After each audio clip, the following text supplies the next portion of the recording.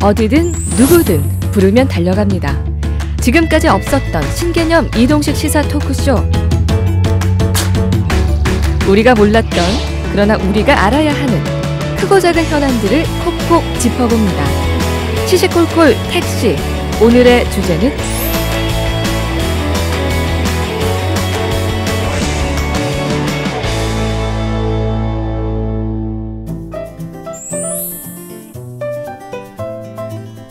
드디어 올 주제가 왔어요. 맞아요. 네, 사실 작년 11월 15일 포항 지진이 있고 나서 많은 분들이 모여서 여러 대화를 하다 보면은 주제 중에 빠지지 않는 것이 꼭 지열발전소 얘기였거든요. 네. 그래서 오늘의 주제가 지열발전소 무엇이 문제인가? 네.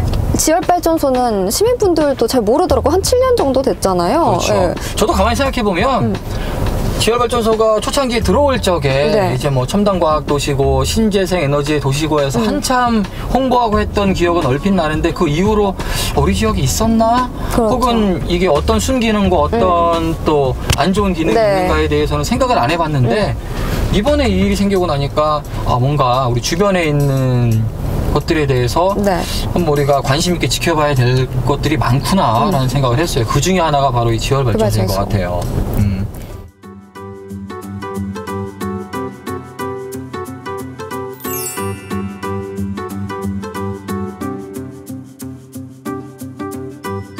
오늘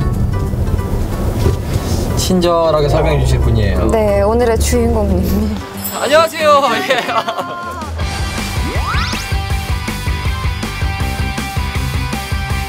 호칭을 어떻게 불러야 될지 고민이에요. 그러게요. 기자님이라고 해야 되나요? 아니면 이번에 책을 내셨으니까 작가님이라고 해야 될까요? 사무국장님이라고 해야 될까요? 그냥 사무국장님 좋습니다. 사무국장님이라고 그럼 부르도록 하겠습니다.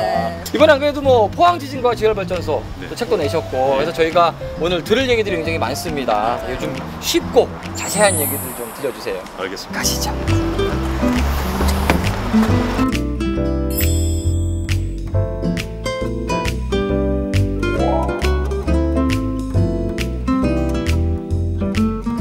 아니 어떻게 불현듯 이렇게 책을 내실 생각을 하신 거예요?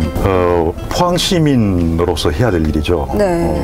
제일 답답한 사람이 이제 우물을 파야 되니까 자료를 그래도 급히 모아서 12월 한 달 동안 열심히 좀 책을 썼습니다. 안 그래도 저희도 오늘 뵙기 전에 다 읽어봤거든요. 굉장히 많은 자료 정리도 잘 돼 있고 읽기 좀 편하더라고요. 그래서 이 이야기가 이렇게 된 거구나라는 개론을 딱 잡아줘서 아주 감사히 잘 읽었습니다. 고맙습니다. 많이 팔렸나요? 초판은 뭐 인터넷도 많이 나고 해서 지금 정보판이 다음 주에 나옵니다. 사실 오늘 저희가 사무국장님한테 들을 이야기가 지열발전소에 대한 이야기잖아요. 어떻게 논란이 시작이 됐고 지금 어디까지 과정이 와 있는지 먼저 간단하게 좀 들어볼 수 있을까요? 11월 15일 당일 지진이 나고 이제 정말 사람들이 정신이 없었죠. 그런데 지진이라고 하면 전부 자연 지진이지 유발 지진이라는 게 있을 줄 몰랐는데 그날 저녁 8시 반에 이제 어느 이제 뭐 TV 매체에서 고대 교수가 한 분 나왔죠. 고려대 교수. 기억이 납니다. 이진환 교수죠. 그분이 자기는 어떤 자연 지진 요소 외에도 유발 지진의 요소가 있다고 생각한다. 그러니까 그게 뭐냐? 포항의 지열발전소다. 그러니까 사람들이 깜짝 놀란 거죠. 작년 11월 15일 포항의 평화를 한순간 깨뜨린 진도 5.4의 강진. 그날 저녁 시민들을 더 큰 충격에 빠뜨린 언론 보도가 나왔습니다. 물을 주입할 당시의 수압이 통상 지열발전에서 이루어지는 단순 자극 정도가 아니라 안반 파쇄 수준이었습니다. 통상 50메가파스칼 정도에서 수압 파쇄가 행해지는데요. 수압 파쇄하면 3.0을 넘을 수도 있고 보고되는 곳은 5.6까지 지진이 났다. 실제로 포항 지진의 진앙과 지열발전소의 거리가 상당히 가까웠기 때문에 포항 시민들의 불안과 우려는 클 수밖에 없었는데요. 시간이 갈수록 이 지진과 지열발전소의 연관성 논란은 더욱 뜨거워졌습니다. 포항 지진과 인근 지열발전소와의 연관성 논란이 이어진 가운데 정밀 조사를 촉구하는 국민 청원과 폐쇄 요구가 잇따르고 있습니다. 결국 법원은 포항 지열발전소에 대해 정밀조사 결과가 나오기까지 운영 중지 결정을 내렸습니다. 굉장히 큰 충격이었죠. 경황이 없는 상태에서 지열발전소가 유발했다는 그런 근거들은 그다음부터 이제 언론에서 취재 경쟁을 통해서 정말 어떻게 보면 굉장히 빨리 폭로가 되는 편이죠. 예. 지열발전소 그러면 당연히 사람들이 땅의 열을 이용해서 전기를 만든다라고만 알고 있는데 원리에 대해서 말씀을 좀 주세요. 그러니까 포항에 있는 시스템은 EGS 시스템이라고 합니다. 이거는 이제 땅 속에 물을 강제로 집어넣어서 지열에서 데워서 그걸 다시 뚫어놓은 시추공을 통해서 이제 끄집어내서 전기로 터빈을 돌리는 겁니다. 터빈을 돌리는 과정에서 이제 전기가 발생하죠. 근데 우리가 그동안 알고 있는 지열발전소는 주로 이제 화산국가죠. 뉴질랜드, 일본, 아이슬란드 이런 데는 정말 모천탕처럼 거기는 지열이 그냥 개울에서 바로 나오거든요. 땅 밑이 일단은 열이 많으니까. 그렇죠. 예, 거기는 이제 화산국가니까 바로 이제 열을 채취할 수 있는데 우리나라는 사실 그런 화산지대도 아니고 그러니까 이제 지열발전의 빈국이라고 할 수 있죠. 예, 그러니까 이거는 이제 강제로 어떻게 보면 열을 빼내서 이제 전기를 만드는 건데 전 세계에는 미국 그다음에 프랑스, 독일 세 나라가 이 EGS 시스템 발전을 하고 있습니다. 뉴스에서 보면은 이제 기둥을 2개 뚫어서 물을 넣고 다시 물을 빼는데 어쨌든 그 물이 들어가면서 나오는 증기를 이용해서 전기를 낸다. 그런데 이게 왜 지진과 유사성이 있을까? 뭐 이렇게 생각되는 경우가 있거든요. 이 땅에 이 물을 강제로 굉장히 센 수압을 이용해서 이제 넣을 때 거기에는 반드시 땅 속에 지반, 그다음 지질, 그다음에 지층을 건드릴 수 있기 때문에 이거는 반드시 외국에서는 땅이 단단한 지반이 단단한 화강암 지질에 넣어라. 그것도 갈라진 틈으로 넣어라 하는 이제 그런 지침이 있습니다. 근데 포항 같은 경우는 신생대에 만들어졌기 때문에 퇴적층 그 중에서도 이암이라는 거는 진흙니자를 써서 진흙이 굳어서 된 소위 떡돌이거든요. 지반이 굉장히 무른 곳입니다. 거기에다가 어떤 89메가파스칼이라는 그게 어느 정도 되나고 하면 그 수압이요. 워터제트 가공기라고 해서 쇠를 그 수압으로 자르는 절단기가 있습니다. 그 절단기 수압의 4분의 1입니다. 그 4분의 1을 포항과 같은 떡돌의 안반층에 쏘아 넣었으니까 그 포항의 지하가 어떻게 됐겠습니까? 충분히 부서지고 깨지면서 진동이 나올 수 있다. 합리적인 의심은 살 수 있는 거네요. 그렇습니다. 이게 지금 포항에 지열발전소가 생긴 지 벌써 몇 년이 됐잖아요. 그러니까 처음에 언제 왜 들어왔을까요? 사실 그것도 좀 궁금해하시는 분들이 많을 거예요. 맨 처음 시작하기는 김대중 정부 때 이제 연구도 하고 시작됐죠. 근데 이게 본격화된 것은 2010년도 이제 얼마 전에 구속된 이명박 대통령 이제 재임 시절입니다. 지열발전 사업을 주관하는 정부 부처가 산업자원부입니다. 산업자원부의 그 당시에 차관이 왕차관으로 불렸던 박영준 차관입니다. 그분도 이제 나중에 구속됐죠. 구속되고 그분이 있을 때 2~3개월 있다가 이 업체가 선정됐고 그리고 2011년도에 포항시와 MOU를 체결하게 됩니다. MOU를 체결하게 되고 발전소를 건립하고 해서 최초로 땅속에 물을 집어넣은 거는 2016년 1월입니다. 그리고 아까 말씀드렸다시피 2017년 9월 달까지 땅속에 물을 계속 주입하는데 그러면서 63차례나 진동이 계속 발생했죠. 2011년 지열로 전력을 생산하는 국내 최초의 지열 발전소가 포항시 흥해에 들어선 건데요. 여러 가지 입지 조건을 따졌을 지열 발전소의 위치 선정.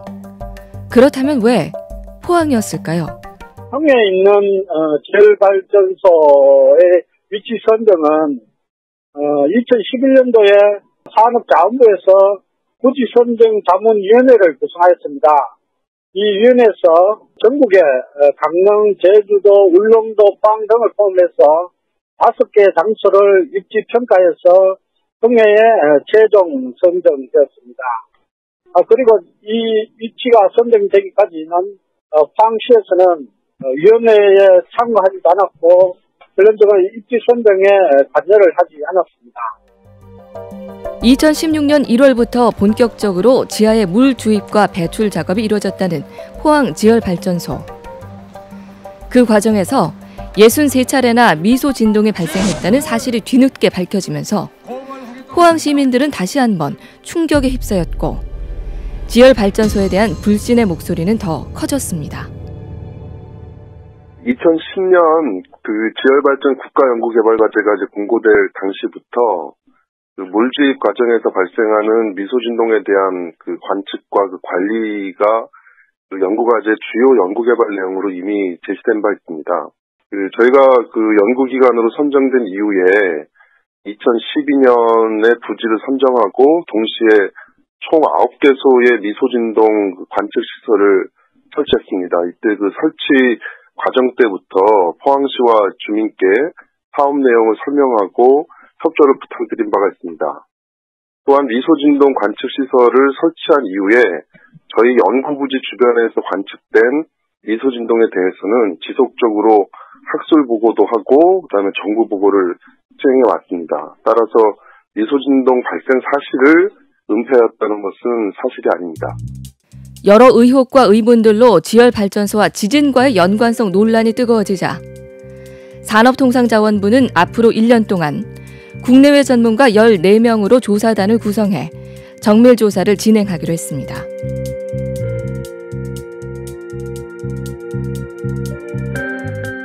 사실 2011년에 건립이 됐잖아요. 예. 그전에는 전혀 몰랐을까요? 그렇죠. 그 전에는 포항 시민들은 네. 단순하게 저게 굉장히 신재생 에너지로 전 세계에서 4번째, 그 다음에 아시아에서 첫 번째, 물론 당연히 한국에서 처음이죠.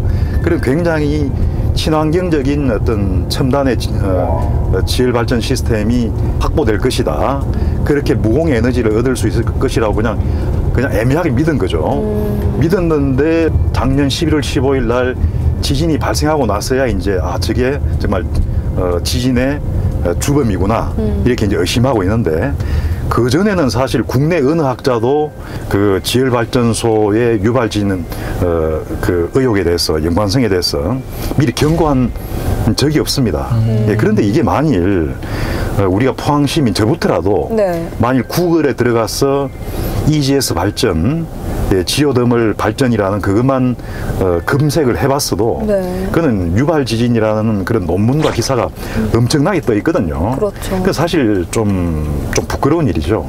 네. 그렇게 해외에서도 뭐 지열발전소 때문에 이제 뭐 유발 지진이 일어났다 네. 뭐 이런 말들도 많다 보니 네. 좀 더 신중하고 조심스러워할 필요성이 있을 것 같거든요. 네. 예. 우선 정부가 이제 스위스 바젤이라는 잘 알려진 곳이죠. 알려진 곳인데 그런 해외 사례가 충분히 보고되고 그다음에 보도됐기 때문에 미국 같은 경우에는 프로토콜이라고 해서 지침을 만들어 놨습니다. 네. 지열발전소 중에서 EGS 발전소는 모두가 유발 지진이 발생했기 때문에 안반이 화강암으로 굉장히 단단한 지반을 선택해야 되고 수압도 지진을 발생시키지 않도록 굉장히 조절하면서 약하게 해야 된다는 그런 지침이 있습니다. 근데 그거를 어떤 정부와 이제 사업단, 회사 측이 알고 있었으면서 그냥 그걸 무시한 거죠. 그럼 저희 포항시에서나 뭐 정부에서는 미국의 프로토콜 같은 그런 제도는 없었던 거죠? 없었고 네. 포항시는 11월 15일이 됐어야 이제 그걸 알게 된 거고 네. 제일 중요한 거는 11월 15일에 그 5.4 지진이 지금 유발 지진이라는 이제 의심이 있고 그렇기 때문에 이제 국내 조사단이 2월 달부터 활동에 들어갔지 않습니까? 들어갔는데 중요한 것은 그런 결과보다도 2016년 1월부터 2017년 9월까지 1년 8개월 동안 발전소에서 땅속에 물을 주입하는 과정에서 63차례의 진동이 있었거든요. 네. 그중에 제일 강한 것은 3.1입니다. 그러면 외국의 사례가 전부 다 보고돼 있고 했는데도 불구하고 프로토콜도 있고 또 사업단이 만든 보고서안에도 유발 지진이 우려가 있기 때문에 이거를 어떤 정부에 보고하는 체계나 이런 거를 철저하게 마련해야 된다고 그렇죠. 자기들끼리도 그걸 정했거든요. 네. 그렇게 하면서도 63이나 발생했는데 사업을 중단하지 않은 거 그리고 시민에게 알리지 않은 거 그거는 사업당과 정부 측에 다른 어떤 의혹이 있다고도 의심해 볼 수 있는 거고 포항 시민들을 철저히 속인 겁니다. 그러게요.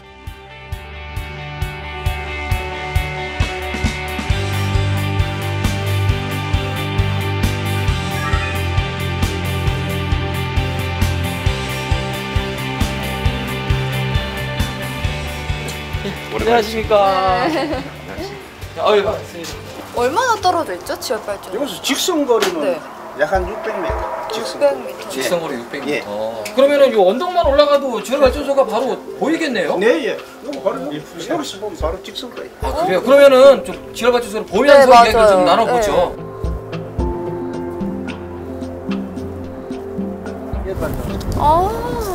농사 지으시면서 그렇죠. 저기 착공해서 완공될 때까지 다 지켜보셨겠어요, 네, 그죠? 그렇죠. 내가 갑선에서 일을 하면 여기 아까 들어온 통로가 있어요. 예. 통로를 이렇게 건들다 보면 이상하게 내 시각적으로 땅이 조금 이게 울리는 어지러운 순간적으로. 왜 이게 더듬더듬하는 예. 집에 들어와 누워 있으면 그런 소리가 자주 들려요. 어떤 소리가 들렸어요? 바위가 얘가 떨어지는 소리인가요? 그렇죠. 네. 때로는 멀리서 들리고 예. 때로는 침대 밑으로 물이 흘러가는 소리. 꿀꿀꿀꿀꿀꿀 아주 이 배앓이 소리처럼 예. 꿀꿀꿀. 때로 심할 때는 아주 크게 꿀꿀꿀꿀.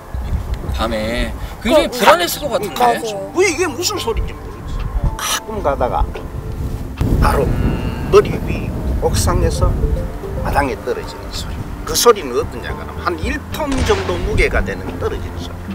그런데 울림은 없어요. 예. 진동 같은 울림은 없는데 소리는 아주 무딘 소리예요. 저가 바로 발전소고. 아, 저기 이거 장치가 돼 철관 있잖아. 보이는 게 이건가요? 네. 아. 그래서 조절. 여기 펌프 놨던 자리가 표시나잖아. 그 사건 나고 이 펌프를 들어가 본 거야. 아, 여기 펌프가 있고 여기 그렇죠. 집을 그대로 뽑아서 응. 이제 수압용으로 썼다는 거죠.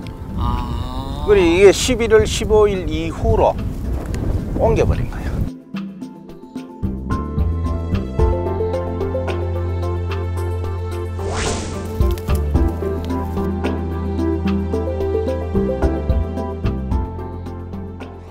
국가에서 정말 알아야 되는 게 이 이제 박 선생님 같은 분 말씀 들어보면 지진이 일어나기 전부터 이 주변에 사는 흥해 주민들이 얼마나 큰 고통을 받았는가 장기간 얼마나 힘들었으면 밤에 차를 몰고 발전소까지 항의하러 찾아갔겠습니까? 근데 참으셨단 말이에요. 근데 이 지진이 5.4가 발생했고 그러면 정부가 지금이라도 원인 조사가 되기 전이라도 63회 유발 지진이 이전에 발생했는 거를 좀 책임을 인정하고 왜 공개를 안 했는지 왜 공사를 중단시키지 않았는지 네. 관련자를 좀 책임 물었으면 좋겠다. 그리고 원인 규명을 정말 철저하게 했으면 좋겠다.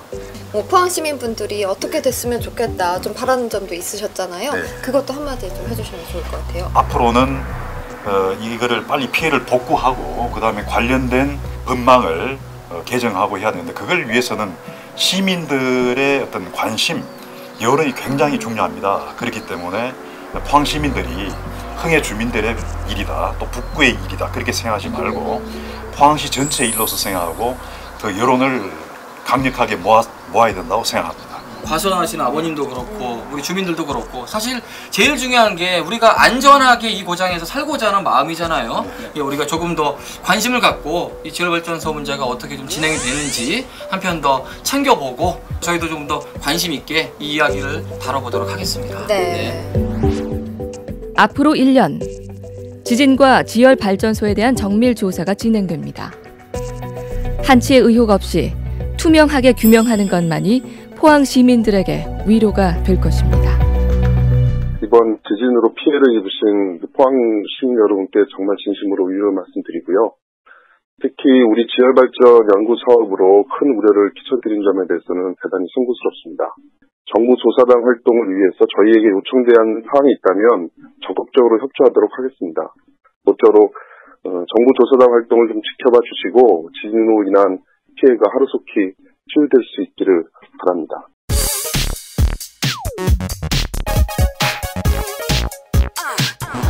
시시콜콜의 꿀잼 중에 꿀잼 어서 옵쇼. 야, 오늘의 주인공 누굽니까? 오늘 바로 이분은요. 네. 할 말은 한다. 네. 소신 있다. 네. 그리고 문매도 좀 받았다. 문매도 좀 받았다. 하지만 본인의 네. 이야기를 끝까지 전달하고야 마는 분이 바로 그렇죠. 이분이에요. 우리나라 사법개혁의 아이콘. 아이콘. 예, 말도 많고 탈도 많게 왔는데 네. 어떤 이야기를 해주실지 궁금해요. 네, 빨리 가봐요. 지금 다 와가는 것 같으니까.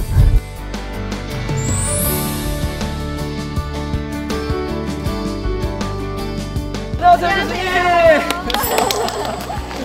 아, 교수님을 뵈니까 마음이 안정이 좀 돼요. 안심이 돼요. 안정되는 거 맞아요? 사실은 좀 걱정했거든요. 그렇죠. 예, 왜요? 저희는 이게 뭐 판사님 뭐 이러면 네. 막 눈빛이 막 레이저도 나오고 막 이럴 줄 알았는데 아니 그냥 이웃분처럼 네. 굉장히 서글서글 하시네요.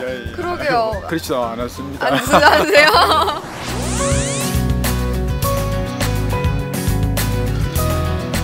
일단 저희가 그럼 택시로 모셔서 이 교수님 이야기를 좀 들어보도록 하겠습니다.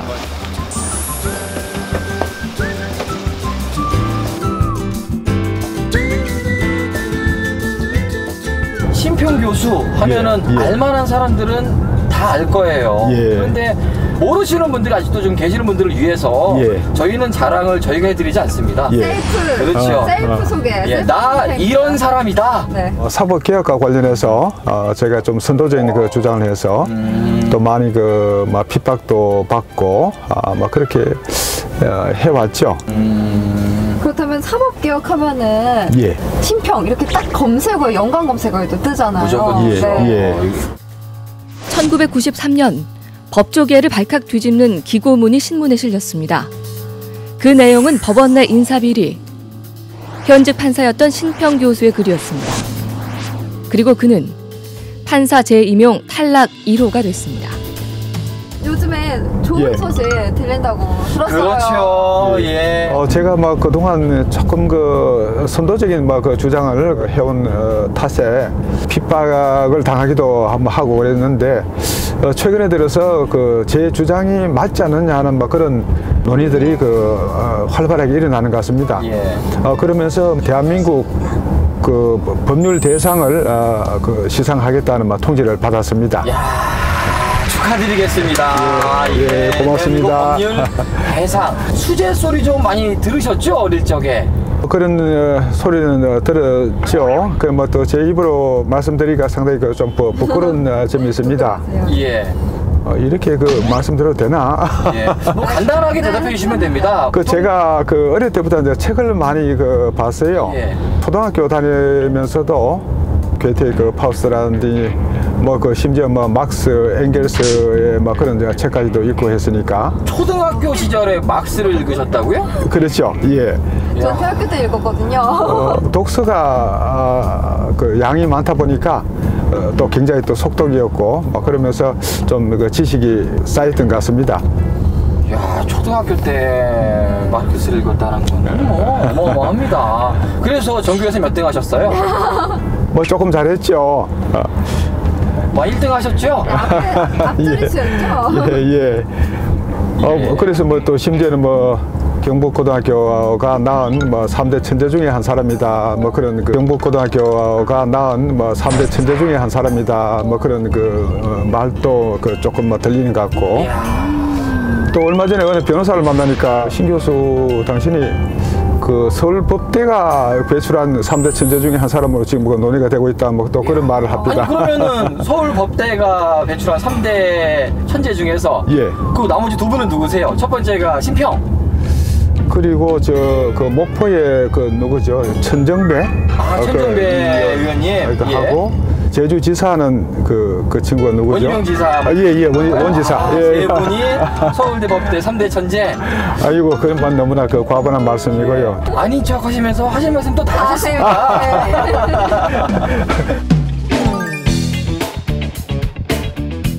자, 이제 실컷 웃었는데요, 교수님. 예. 이제 좀 웃지 못할 이야기들을 잠시 해야 될 것도 같습니다. 예. 한동안 뉴스를 그냥 아주 도배를 하셨잖아요. 예. 아주 뭐 그냥 신문에다가요, 그냥 뭐 어마무시한 글을 좀 남기셨더라고요. 예, 네. 그게 간단하게만 좀 말씀 잠깐 해주세요. 당시만 해도 그 사법부 내부 체계라든지 또 구성원들의 그 마음가짐 같은 것이 어긋나는 경우가 많았습니다.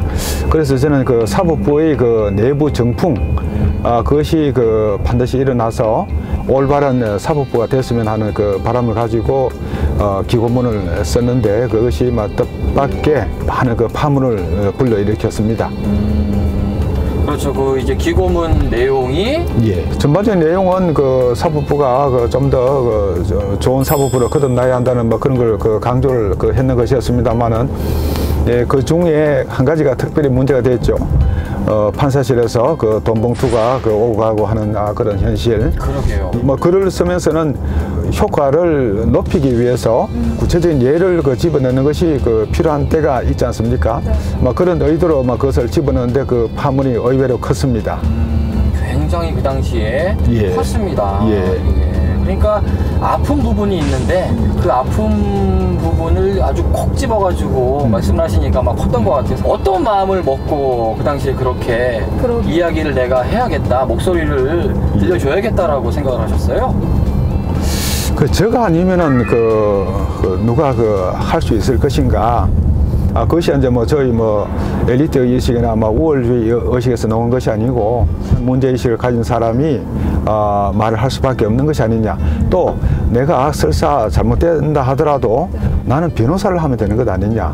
이런 뒷받침이 되어 있는데, 나 같은 사람마저 여기서 회피한다 그러면은 그것은 올바르지 못한 일이다. 그런 인식을 많이 했습니다. 아니, 그러면 기고문 쓰시면서 옷 벗을 생각을 하고 쓰신 거예요? 물론이죠.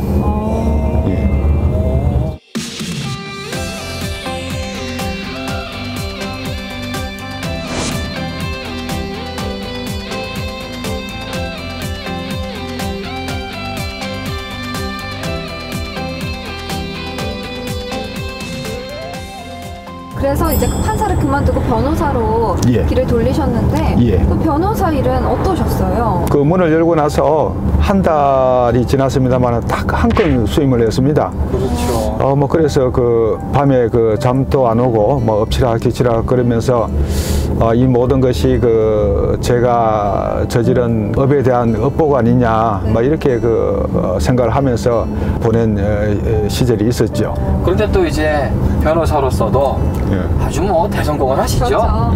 처음에는 좀 힘들었지만 시간이 지나면서 아마 돈의 1위 이렇게 수임도 하시고 굉장히 또 바쁘신 시간을 보내셨는데, 1위 했다는 건 어디서 들으신 거예요? 제가 다 자료조사했습니다. 낱낱이 파헤쳐서 왔습니다. 완전히 틀렸네요. 그럼요. 오늘은 저희가 검사 판사입니다. 그때 한참 잘 나갔잖아요. 변호사로도. 얼마나 잘 나가셨어요? 사건 수임을 워낙 많이 해서 수임 건수로 보면은 대구 경북에서 1등을 했습니다. 그렇죠. 재밌는 말씀을 드리자면은 2007년도에 제가 한국헌법학회 회장이 되어서 이용훈 당시 대법원장을 예방을 했습니다. 측변실에 들어오시면서 이제 저를 보고 제 손을 덥석 잡으시는 거죠. 하는 말씀이, 신 교수, 니는 정관여도 한 번 못 받아봤지? 니는 정관여도 한 번 못 받아봤지? 성대모사 하시는 저한테 대한 미안함을 그런 말씀으로 저를 위로를 하신 거죠. 그렇죠. 그 말씀 들을 때 기분이 어떠셨어요? 여러 가지 마음이 만감이 교체했어요. 그렇죠. 법원에 나쁜 인식을 남기면서 쫓겨났는데 세월이 흐르고 해서 제가 또 학교로 들어가서 또 학계의 하나의 정상이라고 할 수 있는 한국헌법학회 회장을 맡아가지고 판사 출신으로서는 이게 처음이었습니다. 저에 대한 미안함 그런 것이 실려가지고 또 그런 말씀을 하신 거죠. 그래서 저는 그것을 고맙게 받아들이고 잊을 수 없는 그런 추억으로 간직하고 있습니다. 변호사님으로 이제 남을 수 있는데 왜 어떻게 하다가 이제 교수님의 직함을 달게 된 건지? 그런데 자꾸 회의가 되는 거지요. 이게 내가 나갈 길은 아니다. 또 내 경기에서 뼈를 묻겠다고 결심을 하고 왔지만은 이게 아닌 것 같다. 회의가 많이 들었습니다.